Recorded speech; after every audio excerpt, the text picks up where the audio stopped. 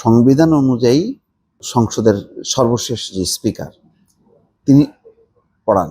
তো তিনি কে? তিনি হচ্ছেন শিরিন শারমিন চৌধুরী, যিনি ইতিমধ্যে পদত্যাগ করছেন। তার মানে তিনি তার পদে নেই, তিনি শপথ পড়ান। এটাই হচ্ছে রীতি বা এটা সংবিধানের নিয়ম। একটাই শুধু মানে অপশন আছে, সেটা হচ্ছে deputy speaker. Deputy speaker Shamsul Haque Tuku, কিন্তু তিনি এখনো কারাগারে আছেন।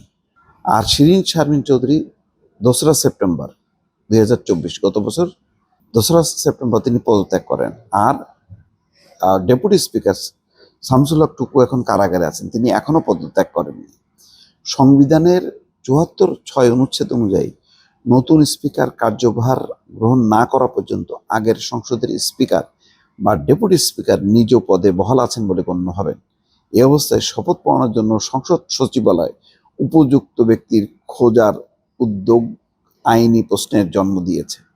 এখন যেহেতু নতুন মানে ডেপুটি স্পিকার কখনো শপথ পড়াননি, এখন সেটা পড়ানোটা আইনসম্মত কিনা এটা এখন নথি উপস্থাপন করবে সংসদ সচিবালয় আইন মন্ত্রণালয়ের কাছে। তারপরে আইন মন্ত্রণালয় হয়তো সুপ্রিম কোর্টে পাঠাবে, কোর্টের রেফারেন্স নিয়ে শপথ তিনি পড়াবেন।